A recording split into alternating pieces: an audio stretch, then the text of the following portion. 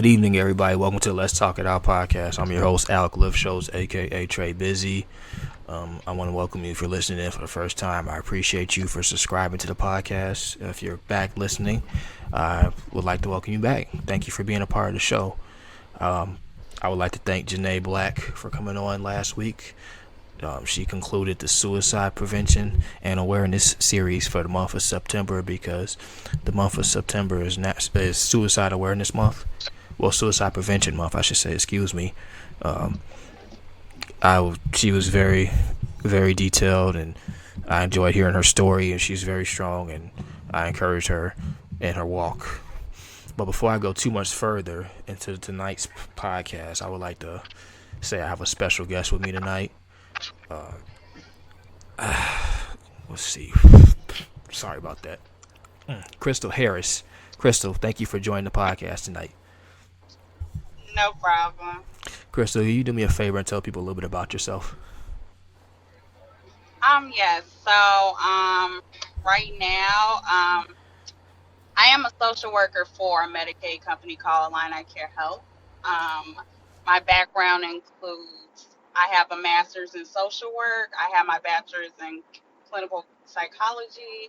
I also have my associate's in psychology. I got my master's last year, so I kind of got into the social work therapy game. I guess you can technically say since 2016. I'm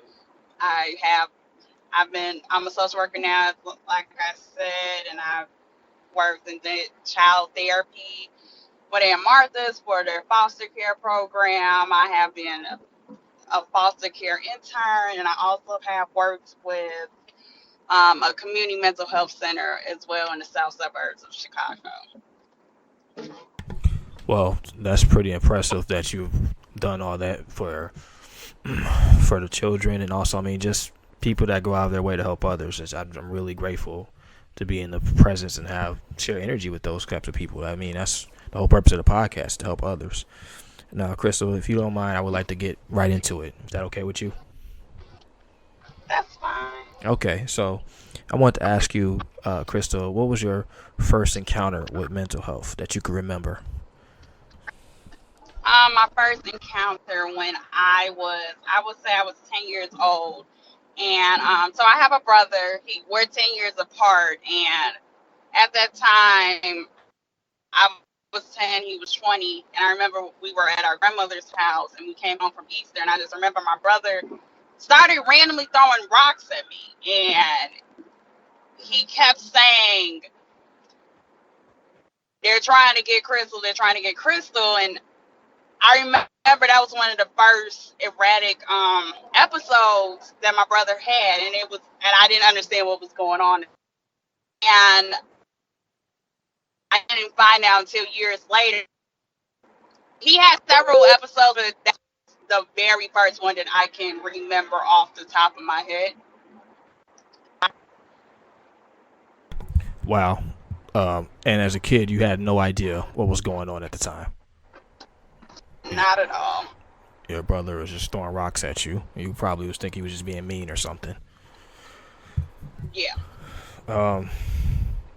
So with that being your first encounter, tell me a little bit about like when you first actually became aware of what was going on with him. Like, how old were you? I was probably 14, because that's when I remember he had another episode. And that's when my mother explained to me, well, her way of saying it was, your brother sees things that we don't see and hear things that we don't hear. And it's difficult for him to manage with other people sometimes, and not to take what he do personally. It may seem weird, but he have a different train of thought. And I guess from then, that's when I kind of that sparked my interest of learning about mental illness. Because I remember when I was in high school, when I went to Bloom Township, we had a psychology class. And then that's when I started to get more in depth in learning about different diagnoses. Yeah, I mean that's pretty early on to have that kind of exposure to such a serious condition like schizophrenia. Um, so when I mean, obviously that's where your first encounter was. That's where you know what inspired you to look into that field, to work in that field growing up. Yes. Okay, so one thing that really stood out to me about our first interaction was you said one of your biggest goals is to provide support and to kill the stigma that seeking treatment is taboo. Tell me a little bit about how you plan on doing that. Like, what is your pretty much your plan, your bullet points to make that happen? So one of my biggest things, well, two. One big thing I really want to do, I kind of want to start a support group with. I was going to start off where I'm at now, in the south suburbs, of working with different children and teenagers to discuss mental illness and mental health. And with children and the teens, I was thinking of doing coping skills, like kind of what I did when I was working as a child therapist.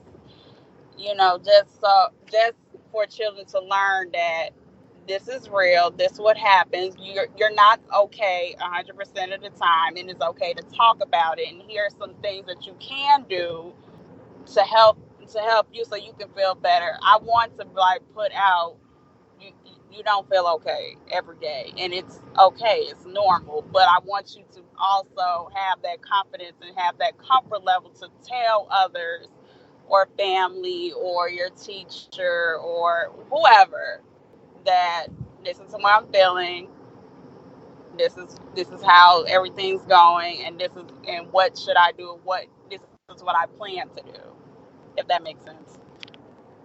I mean, it makes perfect sense to me. So, how would you go about making that a reality, like into making that an actual uh, an event, really? Or I mean, I'm not sure how often you said you wanted to build a program. What would it take to make that happen? Well, one thing I know I want to try to do is reach out to different schools. I probably can. I probably would go after not teenagers, high school age children first, just because I feel like that's a very emotional time. And like I said, I will probably reach out to principals, superintendents, even if I can just get a have like a mental health day where okay, I'm trying to get my thoughts out. So back in college, we had a mental health awareness day, and we had different stations where we would just pretty much teach coping skills. One station we had yoga. One other station we had people create playlists of what makes them feel happy. We even had a video game station. And pretty much it was like a stress relief day.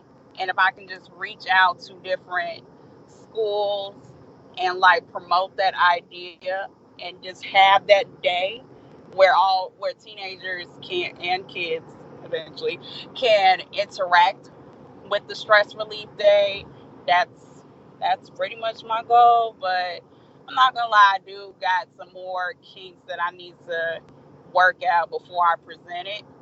I mean, the idea is there. I just want to present it correctly. It's so funny. I mean, I've talked to a couple other people.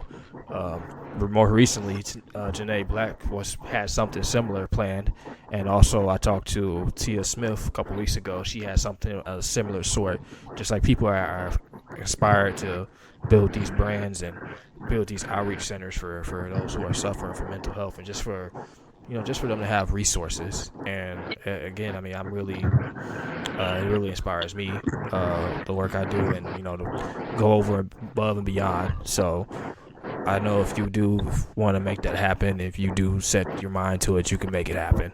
I've seen people take nothing and create something, incredible from it. So it's all about pretty much just making it happen. Just like taking it step by step, chipping at the block is what they say. So I know you can do that. So I want to ask you. I want to move away from this plan, this goal you have, and talk to you a little bit about your actual day-to-day work. You know, Okay. a little bit about your social work. So you were saying how you work with people who have behavioral health issues while they're inpatients at hospitals, Yes. correct? So what kind of work do you do while they're Oh, there? okay. So my day really goes with I get notifications of people of my assigned alpha that went inpatient for behavioral health issues or addiction or drug substance abuse issues. And what I do, I call the hospitals, try to get in contact with their discharge planner or social worker, case manager, whatever title, and find out what the discharge plan is. Do like if this patient, if they come in because they had, for example, cocaine in their system, they were positive for cocaine. My goal is to help the case manager. Okay, this person can go to, for example, Gateway and go to their substance abuse program, or um, and some more I just can't think on the top of my head. Or if the person will be beneficial to stay in a group home, or if the person will be beneficial to stay in a cella, or will it be beneficial just for them just to get regular outpatient treatment. So I kind of collaborate with social workers in the hospitals to figure out that plan. And then once a plan is in place, I pretty much follow that member, what we call it at my job. I follow that member for 30 days, making sure that they go to their outpatient therapy appointments if they can. If Make sure they got transportation, make sure they got their medications. Going to have a follow up with a psychiatrist or a clinical social worker, whatever they may be. If they're going to a long term care facility, I collaborate with that social worker at that residential facility and make sure that they're utilizing all the benefits at the residential facility. Like, are they getting group counseling? Are they getting regular individual counseling? Um, do they got family support? Um, do they have a cell phone that I can reach them at, or can I talk to them while they're there at the facility? Like I said, I do that for 30 days. And if I don't reach them, I send my additional supports within my team where we have people go out to either the facilities or to the members' home to make sure that they're okay, they're not symptomatic, and do some face-to-face um, outreach with them. So that's kind of like my day in the life at my job. Sounds very busy and very It time is. consuming. But it seems like it's worth it though. I mean, you are working in the field that you want to work in, and you are making sure people get back on the right track. And Mm-hmm. it's incredible that they have those kind of resources out there. You have follow up appointments. I mean, most times people just get thrown back out there in the fire. Like, all right, well, have a good one. Right? Just Mm-hmm. after they get done with their treatment, they just get thrown back out there, and that's pretty much just like that's a recipe for disaster. There needs to be there needs to be a period of adjustment and easing back into it. So yeah, just I'm just reading something right now in the chat room. A few people are in there. What's going on, everybody? Yeah, so Crystal, the working in the social work, and it's like you are inspired. Do you have an idea of like what would you call this organization you're trying to create? Like, do you have a name for it yet, or Um, you know what? I don't. I no? really do not, and I need to figure one out. No, I do not. Not at the current moment. I don't. That's fine. Again, it's the beginning stages. And I was reading over your resume. I mean, a BA in clinical psychology, MSW with a concentration in clinical social work.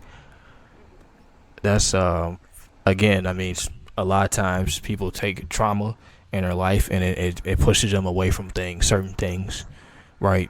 So what you experienced and what you experienced when you were younger, with your brother and being exposed to schizophrenia, for you to just take that and then let it shape your life into helping other people, that's incredible. That's truly Well, incredible. thank you. So I wanted to ask you, um, I know that this is October 3rd, we're 3 days out of um, Suicide Prevention Month, but I wanted to ask you, like, have you ever dealt with patients? I know you have, but have you dealt with patients that were suicidal? You know what? Not at my current job, but so earlier last year, I used to work for University of Chicago in the behavioral pharmacological department, and I was a mental health evaluator. So basically, with that, I just pretty much did assessments for people who mental health assessments who people for people who's interested in doing survey studies just to make sure that they're stable enough to be in the studies because the Pacific department I was in, they were using testing different drugs and alcohol. And I remember I was doing a mental health assessment, and it was one young lady, and I remember I had to ask, like, have you ever thought about hurting yourself? And she admitted to me during the assessment, she was like, I have before. She explained to me that she's a single mother with 3 kids. She doesn't have any help. She's not working. Um, she was just pretty much explaining like the barriers that she'd been going through as a single mother. And she was telling me that the week before she came to see me to do the evaluation, she said she actually thought about overdosing on Tylenol. And she was telling me that she hasn't thought about it again since, but I decided to take action, and I told my supervisor, like, look, she has suicidal ideations before, even though she says she's okay. I prefer her to be evaluated within the actual hospital at University of Chicago because I don't want her to take a chance to kill herself if she doesn't get chosen for the survey. I mean, to participate in the surveys because you get paid for them. So we did what we had to do. She actually did when we actually did take her to the hospital, the ER division. But that was if I can say, that was like the closest that I have of a situation where close to suicide. It didn't happen right then and there, but I didn't want to take that risk that she goes home and she hurt herself because she told me that happened. She had some feelings the week before, but she didn't tell nobody that she had those feelings but me. Well, it's a good thing that you recognize that and were able to take the steps necessary, the precautionary steps to make sure that she didn't go through with it, even though she said she had them but they're gone. That's what she told you, but not telling anybody and the fact that she just told you about it was really alarming. You did the right thing. Yeah, I mean, that's more than enough of encounter with it. It just takes one time for you. It's really eye opening. It's alarming that you meet people and they feel like there's no other way. They feel like that there's nothing else for them. That they feel like the world doesn't need them anymore, and it's truly sad. So we're transitioning from suicide prevention month over to domestic violence awareness month, right? That's what it is. Breast cancer awareness month as well, but domestic violence is a huge issue. I mean, it's everywhere around the world, but it's a huge issue, and a lot of times they don't go. The domestic violences aren't accounted for. They're not reported, right? So domestic violence can cause anxiety and depression. It Mhm. could cause PTSD.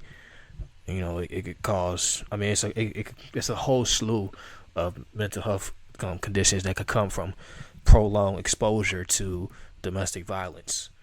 So Mhm. I just want to say that, yeah, I mean, this month I'm gonna really put forth effort towards having conversations about domestic violence because, again, it's a huge issue and it's not talked about enough. It's one of those things that you don't really hear about. They hint at it in some commercials you see on TV.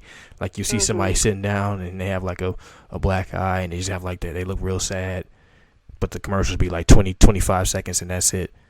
Where do you hear about it? Where do you hear about domestic violence at? You go to Mhm. church, you don't hear about it. Uh, TV shows, you don't really hear about it. It's one of those things that just not talked about. And a lot of people are scared to talk about that. Um, the reason, I didn't mean to interrupt, but the reason why I said that because, ironically, you bring that up.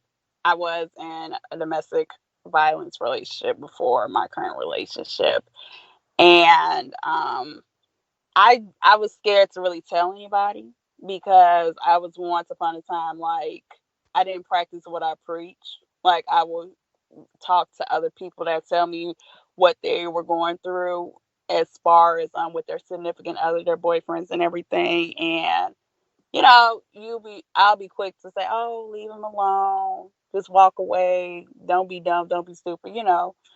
But I didn't. But I was too scared to walk away when I went through what I went through, and it kind of, like you said, relates back to what you were saying. Nobody else talks about it, so nobody talked about it really with me. So I didn't talk about it with them. I just kind of suffered on my own by myself until I guess you could say, quote unquote, had enough.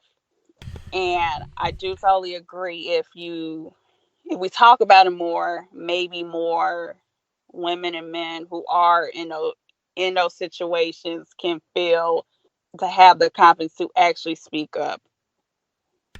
Not only talk about it more, but also give people resources to help them out. Yeah. Again, a lot of times people are in domestic violent relationships. They're exposed to domestic abuse, and they stay in the relationship because it's what they seen with their parents growing up. That's what they were exposed Mhm. to. They think that's normal.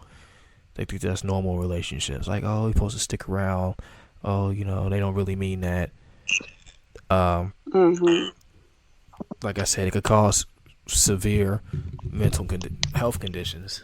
Anxiety it could be crippling for somebody.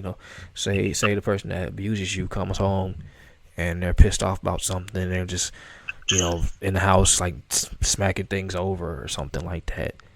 And you sitting Mhm. there, you're hearing that, you think he's gonna come strike you again. You think he's gonna come hit you again. You're getting sweaty and nervous and stuff like that. Let's say you move on, and it's another thing that with domestic abuse, a lot of times people just go from relationship to relationship without getting the proper therapy and treatment from it. That properly Mhm. healing, and they take out, you know, their it transit pretty much the trauma transitions to the next relationship, Right. right? You automatically expect this person to do this. You expect this person to act this way, and that's what you're exposed to. That's what you believe he's like because the other guy's like that, or the other woman is like that as well. Men can be abused too, believe it or not.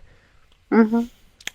So I'm sorry that you were exposed to that and you had to deal with it. Hopefully, it wasn't for a long period of time. Um, Hopefully, you got therapy from it and you're in a healthier relationship today. All of that. I did go to therapy. It wasn't until I was in college. That relationship was back in 2011, and I probably didn't really seek no real therapy for it until 2016, or no, 2015. 2015. Um because I never really talked about it with anybody really. And from there, I decided to also be an advocate because I know how that felt being alone. So I started to begin to become a volunteer for Pillars Community Health. If you ever heard of them. That sounds pretty familiar. So what I was doing is more so and during my undergrad, but so I was a crisis advocate, and what I would do, I would go to assigned hospitals and meet with sexual assault victims and provide them resources from Pillars and various other places, and pretty much explain the services Pillars do. They do offer counseling. Um, I'm not sure if they're still doing the free 10 sessions, but at the time when I was doing, they offer free 10 sessions. Sorry, for those who have experienced sexual assault and domestic violence. I will also provide clothes if needed, and pretty much be an advocate for them. Talk to the doctors and nurses if they wanted me to, or I have had a few times where I had escorted a assault victim to the police station. That was another duty that was also could be assigned as a crisis advocate volunteer. Um, and Pillars is located in Justice, Illinois, and in Berwyn, Illinois, just for those who are in the southwest suburbs or the western suburbs. If anybody's listening, you do have some options with them. They're really good people. I really enjoy them. Every month they have training for those who want to become a sexual assault advocate or domestic violence advocate. They have the trainings monthly. Thank you for sharing that with us, Crystal. It's a very sensitive topic, but again, that goes exactly to what we just said. It's like it's not talked about enough. It's not shared enough. You know, a lot of times people feel ashamed to talk about it, but it's something that's very normal. It's not normal people act like that, but it's common. I want to say is the word I want to say. It's common. Um, a lot of times the person that's the abuser, he's taking out his insecurities on you. You know, his self-worthlessness or her self-worthlessness. She feels like that if she treats you a certain way, you won't move on and you'll stay with them, kind of thing. Right. I mean, it's a vicious cycle. Mark Wallen, he wrote a book called "It Didn't Start with You." It's a trauma book. Mark Wallen will actually be a guest on the podcast on Tuesday, but it'll be during the day, everybody. So if you can't catch it live, I'll have it on there Tuesday evening for you. But Mark's work talks about how a lot of times trauma and inherited, feelings and stuff is passed on and on. So there's people that act this way, or they behave in this manner. It's because they're genetically encoded to act that way. They're genetically encoded with that behavior. But again, I mean, it'll be explained more on Tuesday.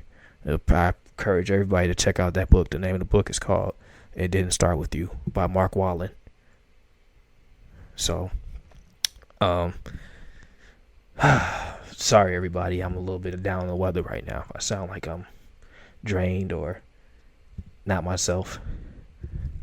I'm a little down on the weather.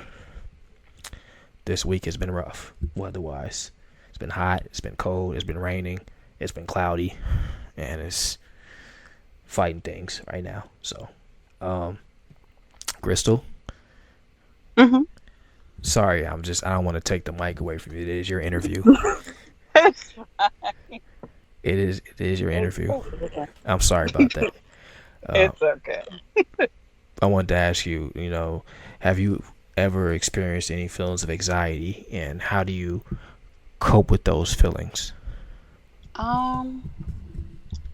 Whenever I do feel anxiety, okay.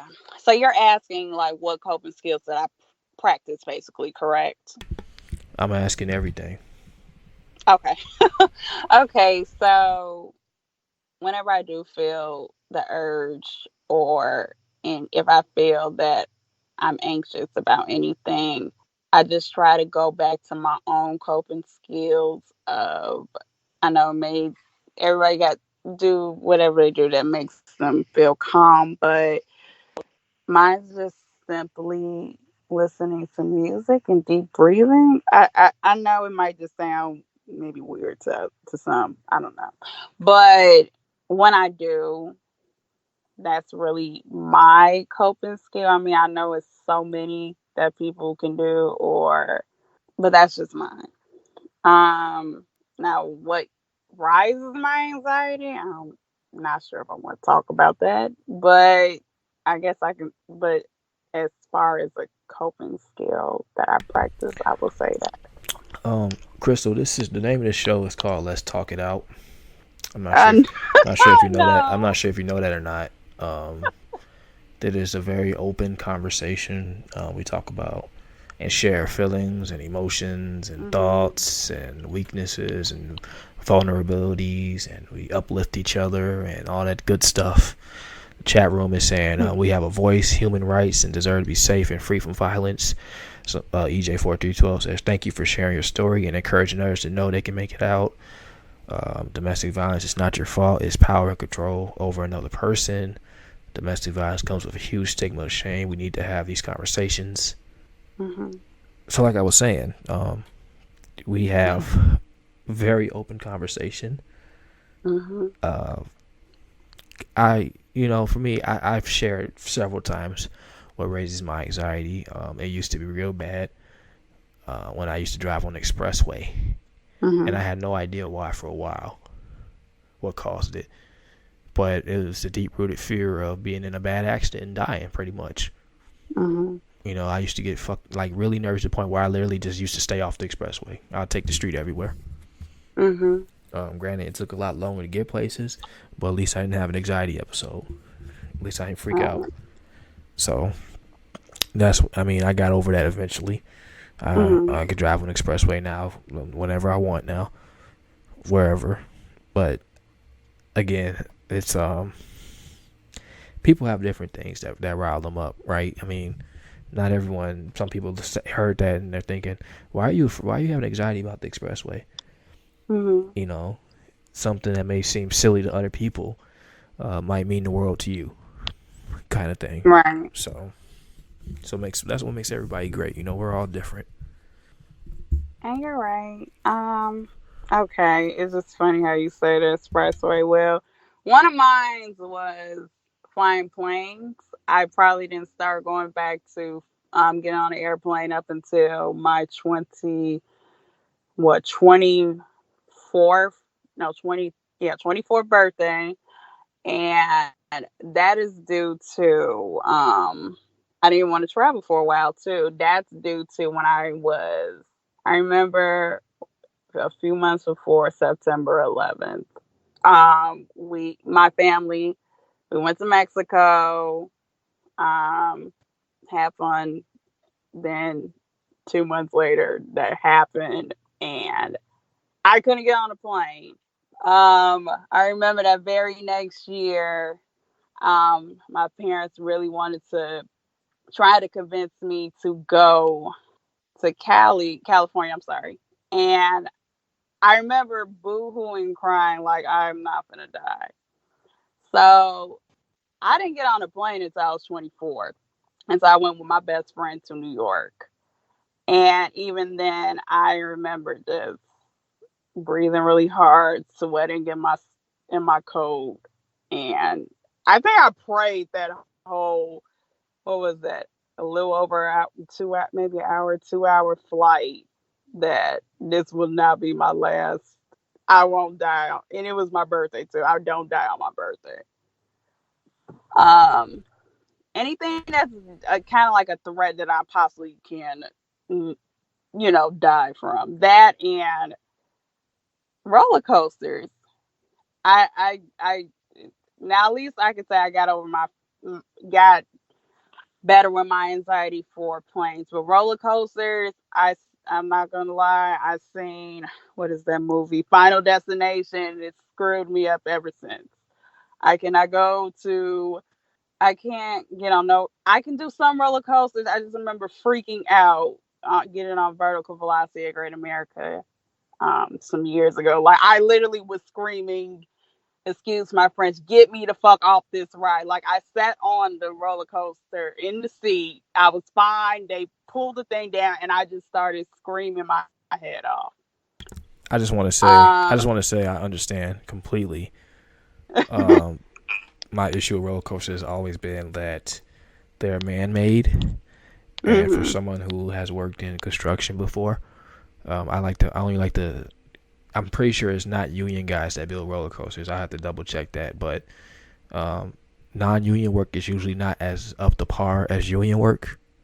So I mhm, and forget Final Destination. I've read reports saying that there are roller coasters where pieces fell off or parts fell apart. People getting stuck on them for hours because they malfunction. They get stuck at the top of the highest part of the roller coaster for hours. That's I mhm, mean that's very inconvenient to say the least for someone who's not already mhm. not comfortable with them. Imagine you're not comfortable with a roller coaster and you get stuck on it for like 3 hours, Yeah. 4 hours, 6 hours. I mean, any time longer than what you should be. It's supposed to be a 2 or 3 minute ride, and you're stuck on it for 4 hours. Mhm. Um, Airplanes. So I do. I'm not a fan of the takeoff. I will say that, Crystal, the takeoff of airplanes is really unsettling to me. Obviously, because Mhm. the rapid height climb in such a short period of time, it shakes up your eardrums and stuff. But once you get to cruising speed, I'm okay. I'm not a fan of obviously nobody's a fan of turbulence, but the takeoff is my biggest issue. The landing is cool, especially if you're one of the bigger planes. They land a lot smoother. Um, I will say I was on like an express plane one time, so it was a little smaller, and I think the pilot had to piss or something. Like that's how he landed the plane. Like he was just trying to get it to the ground as quickly as possible. It wasn't. It was literally no easing. He just like turned the stick up forward and just went flying towards the ground. I was like, oh okay. Wow. It's like, oh, this is fine. I, so yeah, those are two things. I mean, reading chat room says I don't like roller coasters either. It's an unnecessary risk for me. Well, it is pretty unnecessary for me.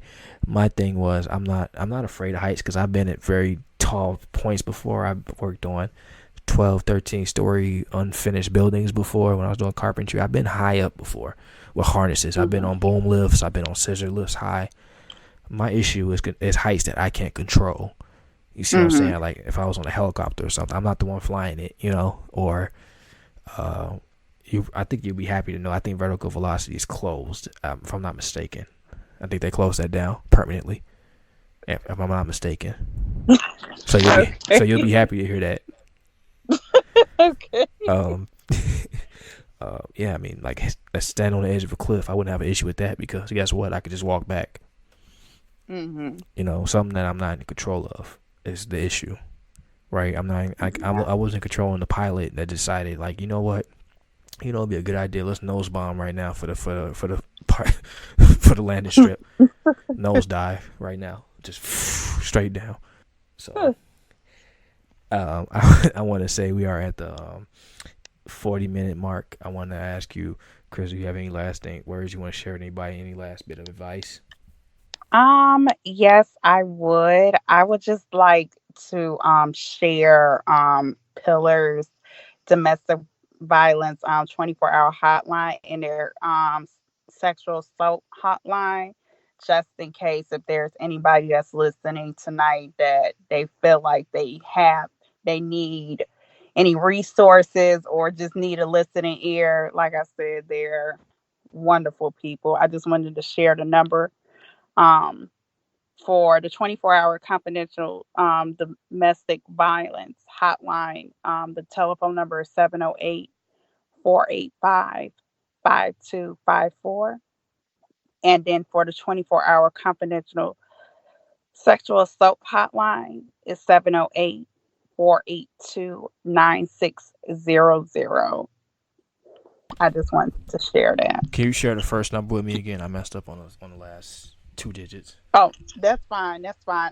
For the domestic violence hotline, the 24-hour one,